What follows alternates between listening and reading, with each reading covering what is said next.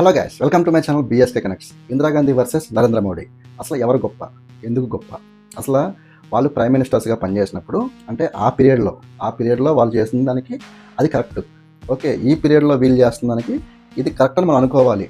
లేదు, అప్పట్లో social media లేదు, ఇప్పట్లో సోషల్ మీడియా ఉంది. అప్పట్లో ఎక్స్పోజ్ చేయడానికి ఎవరు లేరు, only national media plus news papers తప్ప. ఇక్కడ ఎక్స్పోజ్ చేయడానికి ప్రతి ఒక్క పౌరుడు సోషల్ మీడియా అకౌంట్ ఉన్నవాడు దాన్ని ఈజీగా ఎక్స్పోజ్ చేయగలడు, దేన్నైనా కూడా. సో అది సిచ్యువేషన్. ఇప్పుడు నరేంద్ర మోడీని తప్పు చేసి ఇందిరాగాంధీ గారిని పెంచడానికి కూడా మనం ఏం చేయలేం దానికి. ఎందుకంటే అప్పట్లో ఉన్న సిచ్యువేషన్కి అమెరికాతో పోటీ పడతాం అంటే అమెరికాతో మనం స్నేహపూర్వకంగా ఉన్నా కూడా ఆ టైంలో వాళ్ళు యుద్ధాన్ని ఆపమని చెప్పినా కూడా ఇది మా పర్సనల్, మా కంట్రీకి సంబంధించిన ఇష్యూ కాబట్టి మీరు కొంచెం పక్క జరగండి, మీతో మాకు ఎటువంటి ఇబ్బందులు లేవు, బట్ దీని గురించి మాత్రం మీరు మధ్యలో రామాకండి అని చెప్పేసి క్లియర్గా ఇందిరాగాంధీ గారు చెప్పి యుద్ధాన్ని స్టార్ట్ చేశారు, యుద్ధాన్ని గెలిచారు. Not the task of any one country to say to another what they should do, even if it is a question of helping. It is my duty to put the situation in my country and its neighborhood, to give my assessment of the situation to the leaders of the countries I visit. It is for them then, with their own assessment and what they hear from me, to make up their minds what they think about it and what they should do about it. ఇక్కడ నరేంద్ర మోడీ గారు America చెప్పినాక యుద్ధాన్ని ఆపేశారు, cease fire చేశారు. అంటే యుద్ధం ఆపేస్తాం అంటే Donald Trump ఈయన దోలా హూక్ అనుకోవచ్చు, ఈయన పని చేసుకోడు, కానీ అందరూ దాంట్లో వెళ్ళి ఏలు పెట్టి వాసన చూస్తూ ఉంటారు. ఇప్పుడు ఏదో ఇండియా పాకిస్తాన్ గొడవ జరుగుతుంది, యుద్ధం జరుగుతుంది. ఎందుకని?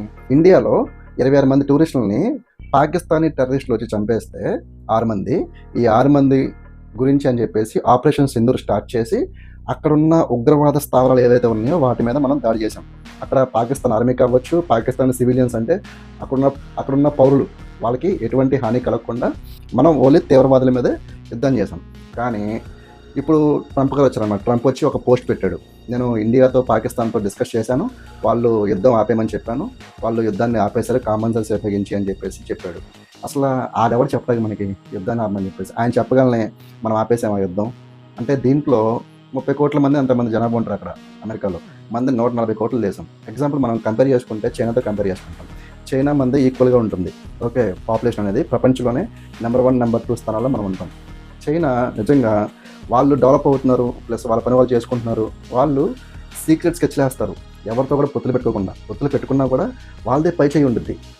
చైనాలో వాళ్ళు అందరూ కష్టపడి వాళ్ళ పని వాళ్ళు చేసుకుంటా మ్యానుఫ్యాక్చరింగ్ ఇంట్లో పెట్టుకుని ప్రపంచమే వాళ్ళ దగ్గరికి వెళ్ళి మ్యానుఫ్యాక్చరింగ్ చేసుకునే స్టేజ్కి వాళ్ళు వెళ్ళారు. ప్రపంచాన్ని పాలించే స్థాయికి వాళ్ళు వచ్చారు. అంటే అమెరికాతో పోటీ పడటమే కాకుండా వాళ్ళకంటూ వాళ్ళ సొంత స్ట్రాటజీ యూజ్ చేసుకొని పాకిస్తాన్ లాంటి వాళ్ళనో లేకపోతే చిన్న చిన్న దేశాలను కలుపుకుంటూ వచ్చి వాళ్ళు అగ్రస్థానంలో ఉన్నారు.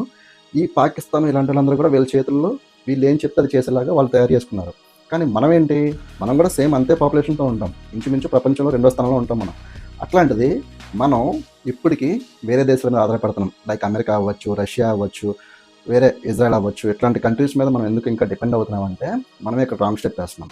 ఇది కేవలం పొలిటికల్గా మనం ఎదగలేకపోవటం, పొలిటికల్గా మనం ఉండటం వల్లే, ఈ సిస్టమ్స్ ఇలా ఉండటం వల్లే మనం ఎదగలేకపోతున్నాం. మీరేమన్నా అనుకోండి, మనం ఒక గవర్నమెంట్ ఉద్యోగం కోసం కొట్టుకు చేస్తున్నాం, అది ఎప్పుడు రిలీజ్ చేస్తారో అడుక్కుంటున్నాం. ఇన్ ద సేమ్ వే వాళ్ళ అధికారం కోసం రావటం కోసం వాళ్ళు ఓట్ల కోసం పిల్లల ముడ్డని కడుగుతారు. అప్పుడు ఓకే, తర్వాత రివర్స్లో గెలిచినాక మనం అడుక్కోవాలని, బాబు మీరు ఉద్యోగాలు ఇప్పించండి బాబు, మాకు పెన్షన్లు ఇప్పించండి బాబు మాకు ఏదో చేయండి బాబు, ఇల్లు ఇప్పించండి బాబు అని చెప్పేసి అడుక్కోవాలి 5 ఏళ్ల పాటు. సో ఈ అడుక్కునే ప్రాసెస్ ఏంటో, ఇదంతా ఏంటో అసలు ఏం అర్థం కావట్లేదు. సో దీంట్లో నేను చెప్దాం అనుకుంది ఏంటంటే, ఈ పొలిటికల్ సిస్టమ్ వల్ల మనం ఇంకా back step. India is a developing country, నేను చిన్నప్పుడు చదువుకున్నాను. ఇప్పుడు నా పిల్లలు కూడా India is a developing country అంటున్నారు, వాళ్ళ పిల్లలు కూడా India is a developing country అంటారు. ఇంకా ఇండియా ఎప్పుడు డెవలప్ అయ్యింది? పొలిటికల్ సిస్టమ్ మారినప్పుడే. వ్యతిరేక శక్తులు ఎప్పుడైతే ఏకమవుతాయో, ఎప్పుడైతే వాళ్ళు వేరే వాళ్ళకి మన లూప్లు చెవకుండా మన దగ్గరే ఉంచుకొని దాన్ని ఇంకా స్ట్రాంగ్ చేస్తారో అప్పుడే మనం ఎదగలం. అప్పుడు దాకా India is a developing country. Narendra Modi కాదు కదా, ఎప్పుడైనా కూడా ఆఫ్టర్ 50 years అయినా కూడా ఇండియా పాకిస్తాన్కి యుద్ధం జరుగుతూనే ఉంటుంది.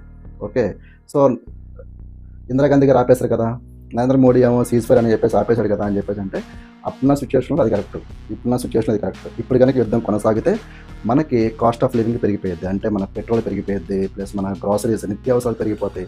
సో దీనివల్ల లాస్ మళ్ళీ మనకే. మళ్ళీ మనమే భారం తిరిగి కట్టాలి. ఇప్పుడున్న సిచ్యువేషన్స్లో పొలిటీషియన్స్ ఎవరి కాడు జేబులు నింపుకున్నాడు తప్ప ఎవరి జేబులో నుంచి ఎవరు డబ్బులు ఇవ్వట్లా. ఎందుకంటే జనాలు ఫ్రీగా దొరికారు వాళ్ళకి, జనాలు సంపాదిస్తున్నారు. ఎలాగన్నా తింటాకన్నా మీరు కొనుక్కోవాలి కదా, తిరగటాకన్నా కొనుక్కోవాలి కదా, మీ లగ్జరీ మీరు అనుభవించాలంటే ఏదో చేయాలి కదా. అదే గవర్నమెంట్ ప్లస్ కదా ఇప్పుడు. సో అర్థం చేసుకోండి. దీంట్లో నరేంద్ర మోడీ గారు తప్పలేదు, అటు ఇందిరాగాంధీ గారు తప్పలేదు, ఎవరి స్థానాల్లో వాళ్ళు చేశారు. బట్ నా పర్స్పెక్టివ్ అంటే నేను ఒకటే క్వశ్చన్ చేద్దాం అన్నా, అదేంటి అంటే ఎందుకు యుద్ధాన్ని స్టార్ట్ చేశారు ఆపరేషన్ సింధూర్ అని చెప్పేసి, ఎందుకు దాన్ని కంటిన్యూ చేయకుండా అమెరికా చెప్పిందని చెప్పి ఆపేశారు. దాంట్లో 100 మందిని చంపేశారు, పాకిస్తాన్ కొంతమందిని మట్టి గడిపించారు, కొన్ని ఏరియాస్ నాశనం చేశారు, ఓకే అంత అయిపోయింది. ఆ నలుగురు ఎక్కడ? 6 మందిలో యుద్ధాన్ని స్టార్ట్ చేయకముందు యుద్ధం చంపేసని చెప్పారు. మిగిలిన 9 టెర్రరిస్టులు ఎక్కడ? వాళ్ళ ఉనికేది? మీరు సీజ్ ఫైర్ చేసే ముందు వాళ్ళ గురించి అడిగారా? వాళ్ళని అప్పచెప్పమని చెప్పి అడిగారా? వాళ్ళ ఉనికి ఏంటి? ఉన్నారా, చచ్చారా? అది జనాలకు తెలియాలి, తెలిసి తీరాలి. అప్పుడు దాకా ఈ నెగిటివిటీ అనేది నరేంద్ర మోడీ గారు తీసుకోవాల్సిందే, బీజేపీ పార్టీ తీసుకోవాల్సిందే, దానికి సపోర్ట్ చేస్తున్న ఎవరైతే కార్యకర్తలు ఉన్నారో వాళ్ళు కూడా తీసుకోవాల్సిందే. దీనికి నేను కూడా యాంటీగానే ఉన్నాను. పెహల్గామ్ ఇష్యూలో మాత్రం నేను యాంటీగానే ఉన్నా బీజేపీ గవర్నమెంట్కి. ఎందుకు యుద్ధం స్టార్ట్ చేశారు, ఎందుకు సీజ్ ఫైర్ చేశారు, ఆ నలుగురు గురించి ఏం చేశారు, ఆ నలుగురే మెయిన్, ఆ నలుగురు ఏమైనా చెప్పండి అంతే. సో ఈ వీడియో గురించి మీరు ఏమన్నా కామెంట్ చేయండి, అసలు లైక్ చేయండి, మీ ఫ్రెండ్స్ అండ్ ఫ్యామిలీ షేర్ చేయండి, ఫైనల్గా నా ఛానల్ని సబ్స్క్రైబ్ చేసుకోండి. Thank you for watching. జై హింద్.